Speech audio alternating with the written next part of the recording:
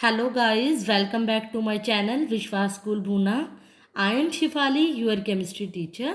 Students, today we will continue our chapter of class plus 1 structure of atom. Today's topic is Heisenberg uncertainty principle.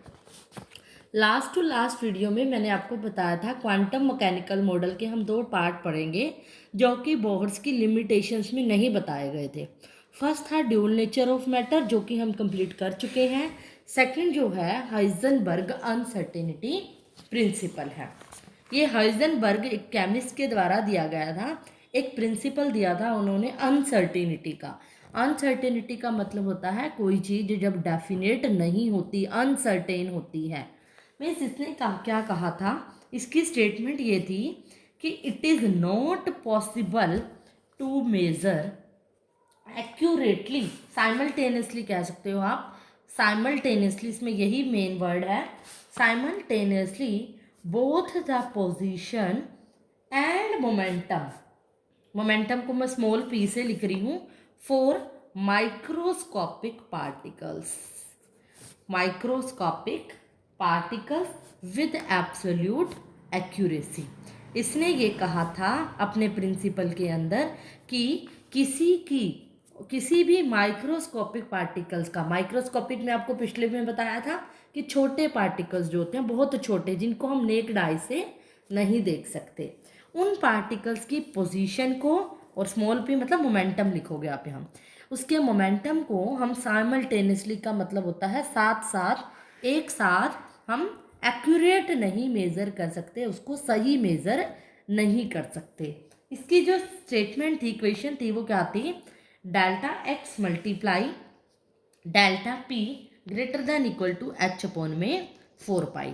इसने क्या कहा था कि delta x का मतलब होता है चेंज इन पोजीशन, डेल्टा का मतलब आएगा चेंज, चेंज का ये कह लो कि अनसर्टेनिटी, जब कोई चीज़ फिक्स नहीं होगी तो उसके अंदर चेंज आएगा, सर्टेन नहीं होगी तो वो अनसर्टेन होगी, अनसर्टेन इन पोजीशन। और डेल्टा पी जो होगा वो क्या होगा, अनसर्टेन इन मोमेंटम, कि जब कोई चीज़ मोमेंटम भी फिक्स ना हो उसके अंदर चेंज आए या फिर उसकी पोजीशन के अंदर चेंज आए तो वो किसके बराबर होगी, greater than equal to 4 upon H upon में 4 पाई। इस इक्वेशन से इसने रिलेट किया था। अब इसका क्या मतलब है मैं आपको एक एग्जाम्पल से बताती हूँ। इसने अपनी इक्वेशन में ये value they the H upon में 4 पाई। हमें पता है कि एच क्या है, प्लैंक्स कांस्टेंट है, ये भी पाई भी कांस्टेंट है, सॉल्व करके एक वैल्यू आएगी कुछ ना कुछ कांस्टेंट, इसने उससे रिलेट कर दिया। फॉर एग्जाम्पल मैं आपको कह दूँ कि ग्रेटर देन इक्वल टू 6 लाना है, 2 multiply 3 greater than equal to 6। अगर मैं कह दूँ ये 2 मेरा क्या है, फिक्स, अगर ये 2 क्या है मेरा स्मॉल है, इन दोनों नंबरों की प्रोडक्ट करके मुझे 6 लाना है, ये नंबर स्मॉल है तो ऑब्वियसली मुझे ये नंबर क्या लेना पड़ेगा, ज़्यादा, 2 से ज़्यादा लेना पड़ेगा, तभी इन दोनों का प्रोडक्ट 6 बनेगा। या मैं ये कह दूँ ये नंबर अब मैंने इससे स्मॉल कर दिया 1, 2 से 1, तो अब मुझे ये नंबर इससे ज़्यादा लेना पड़ेगा, तभी इन दोनों की प्रोडक्ट क्या आएगी, एज इट इज़ 6 आएगी। या मैं कह दूँ उल्टा कह दूँ, अब ये नंबर मैंने ज़्यादा ले लिया, एक्स की वैल्यू और एक्स से रिलेट कर रही हूँ मैं, एक्स मल्टीप्लाई पी, ये मान लो एक्स मल्टीप्लाई पी है 3 है, ज़्यादा ले लिया, तो अब मुझे दूसरा क्या लेना पड़ेगा, छोटा, क्योंकि इन दोनों की जो प्रोडक्ट है वो क्या है, कांस्टेंट है, वो तो चेंज नहीं हो सकती। इसका मतलब दोनों नंबरों के प्रोडक्ट को मुझे देखना पड़ेगा कि एक नंबर क्या होगा मेरा छोटा, और उसके अकॉर्डिंग मुझे दूसरे की वैल्यू लेनी पड़ेगी ताकि जो मेरी प्रोडक्ट करके वैल्यू आए वो कांस्टेंट आए। ऐसे इसने इक्वेशन में रिलेट कहा, इसने अपनी प्रोडक्ट जो कॉन्स्टेंसी को मेंटेन करने के लिए, कॉन्स्टेंसी मतलब ये कांस्टेंट वैल्यू को, इसने ये बात कही कि अगर हम डेल्टा एक्स की वैल्यू स्मॉल ले लें, मतलब फर्स्ट वाला नंबर अगर हम स्मॉल ले लें तो जो पोजीशन होगी वो क्या की जाएगी, एक्यूरेटली मेज़र की जाएगी। इसके अकॉर्डिंग इसने कहा कि जिसकी वैल्यू हम स्मॉल ले लें तो उसको हम एक्यूरेट मेज़र कर पाएंगे, बिल्कुल सही मेज़र कर पाएंगे। अगर ये वैल्यू मैंने स्मॉल ले ली तो जो डेल्टा, अगर ये स्मॉल लेती हूँ अभी मैंने बताया, तो इसकी वैल्यू मुझे क्या लेनी पड़ेगी, लार्ज लेनी पड़ेगी ना, क्योंकि इन दोनों के प्रोडक्ट तो कांस्टेंट है। अगर एक्स की वैल्यू स्मॉल है तो डेल्टा पी की वैल्यू क्या होगी, लार्ज होगी। तो किस में आ गया, अनसर्टेनिटी किस में आ गई, जो फिक्स नहीं हुई, अनसर्टेनिटी किसके अंदर आ गया, मोमेंटम के अंदर। अनसर्टेनिटी डेल्टा पी के अंदर आ गया।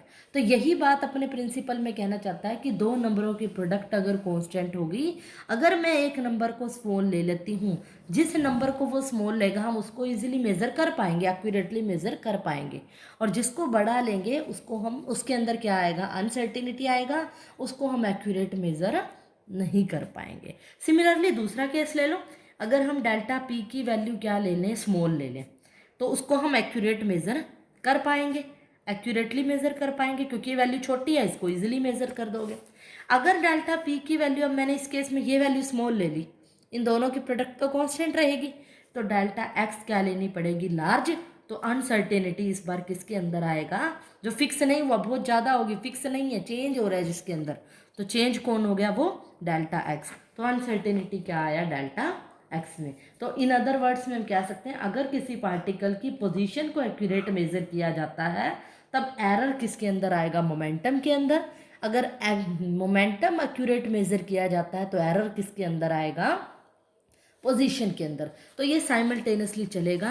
तो इसीलिए इसने अपनी स्टेटमेंट में कहा था कि पोजीशन और मोमेंटम किसी भी माइक्रोस्कोपिक पार्टिकल्स के लिए एक साथ मेजर एक्यूरेट नहीं किए जा सकते। इसने ये बात अपनी प्रिंसिपल के अंदर कही थी। इसने इस बात को एक्सप्लेन करने के लिए इसका फिजिकल कंसेप्ट भी दिया था। तो फिजिकल कंसेप्ट क्या है हाइजेनबर्ग अनसर्टेनिटी प्रिंसिपल का, मान लीजिए कि हम कोई भी ये लाइट फॉल कराते हैं किसी भी ऑब्जेक्ट के ऊपर, कोई बड़ा ऑब्जेक्ट है उसके ऊपर लाइट है, कोई इसकी फ्रीक्वेंसी कुछ ना कुछ है, इंसिडेंट लाइट जिसको आप फोटोन कहते हो, उस लाइट को फॉल कराया। उस लाइट को फॉल कराते ही तो क्या देखा, मान लेती हूँ कि मैं कोई ऑब्जेक्ट बड़ा नहीं लेती, पहले छोटा ले लेती हूँ। छोटा मान लो मैंने इलेक्ट्रॉन ले लिया। बोहर्स के अकॉर्डिंग क्या था, हमें पता था इलेक्ट्रॉन एक न्यूक्लियस के चारों तरफ इस तरह से सर्कल में चक्कर लगाता है। इस न्यूक्लियस के चारों तरफ जो ऑर्बिट था उस शेल के ऊपर जब लाइट फॉल कराई तो हमें एक्सपेक्टेड क्या था कि ये इलेक्ट्रॉन, जो ये ओरिजिनल पाथ है, यहाँ से इलेक्ट्रॉन आ रहा है, ये ओरिजिनल पाथ ऑफ इलेक्ट्रॉन है, और हमें एक्सपेक्ट क्या होता है कि इलेक्ट्रॉन चारों तरफ सर्कुलर पाथ में घूमता है, ऐसे ही घूमेगा ना, चक्कर लगाएगा गोल गोल। लेकिन हुआ क्या, जैसे ही लाइट फॉल कराई कुछ फ्रीक्वेंसी की, ये इलेक्ट्रॉन क्या हुआ, इधर चला गया, इसका जो पाथ था वो शिफ्ट हो गया। तो इससे पता चला कि इसके पाथ के अंदर, पाथ मतलब उसकी स्पीड चेंज होगी, वेलोसिटी चेंज होगी, या ये कह लो किसी एक में पोजीशन के अंदर अनसर्टेनिटी आ गई। तो अगर किसी भी एक चीज़ के अंदर अनसर्टेनिटी आ जाती है तो हाइजेनबर्ग प्रिंसिपल कहता है तो उसकी हम पोजीशन और मोमेंटम को एक साथ मेज़र नहीं कर सकते एक्यूरेटली, क्योंकि इसके अंदर क्या आ गई, अनसर्टेनिटी आ गई, इसके अंदर डेफिनेट पोजीशन नहीं रही, एक चीज़ में एरर आ गया। अगर हम बड़ी चीज़ के ऊपर लाइट फॉल कराएंगे तो उसकी पोजीशन में कोई चेंज नहीं आएगा। यहाँ पर क्या था, इलेक्ट्रॉन था छोटा सा छोटा, उसके ऊपर लाइट फॉल कराते उसकी पोजीशन चेंज आ गई और एक में अनसर्टिनिटी आ गई। तो इससे ये प्रूव हो गई कि एक में अनसर्टिनिटी आ जाती है, एक चीज़ कोई निश्चित नहीं होती, तो दोनों को साइमल्टेनियसली मेज़र नहीं कर सकते। लेकिन किस केस में, माइक्रोस्कोपिक पार्टिकल में हम साइमल्टेनियसली मेज़र नहीं कर सकते। अगर इसकी जगह कोई बड़ा ऑब्जेक्ट होता, कोई बड़ी बॉल होती जिसका कुछ वेट होता, उस पर लाइट फॉल कराते तो उसका जो पाथ था वो डेविएट ना होता। उसके मतलब ये किसके लिए एप्लीकेबल हुआ, किसके लिए हुआ, लार्ज पार्टिकल्स के लिए एप्लीकेबल हुआ। उसमें हम साइमल्टेनियसली पोजीशन और मोमेंटम को एक्यूरेटली मेज़र कर सकते हैं। माइक्रोस्कोपिक पार्टिकल्स का पोजीशन और मोमेंटम हम एक्यूरेट मेज़र नहीं कर सकते। तो ये क्या हो गया, इसका फिजिकल कंसेप्ट। लास्ट में आता है इसका सिग्निफिकेंस भी, इसका क्या फ़ायदा है, अभी बता चुकी हूँ मैं सिग्निफिकेंस फिजिकल कंसेप्ट के अंदर ही। सिग्निफिकेंस क्या हुआ कि हम ये किसके लिए एप्लीकेबल है, only for the large bodies, बड़ी बॉडीज़ के लिए ये एप्लीकेबल है, माइक्रोस्कोपिक पार्टिकल्स के लिए ये एप्लीकेबल नहीं है। और हमारे डेली लाइफ में क्या होता है, अगर इसका मतलब इस प्रिंसिपल का हैज़ नो सिग्निफिकेंस, क्योंकि हमारी डेली लाइफ में इतनी छोटे पार्टिकल कोई नहीं होते। क्या होता है कि घर में आप बर्तनों को माइक्रोस्कोप से देखने लग जाओ, इतनी छोटी कोई चीज़ है जिसको आपको देखने के लिए माइक्रोस्कोप की ज़रूरत पड़े। तो सिग्निफिकेंस का मतलब होता है डेली लाइफ में इसका कहाँ यूज़ है।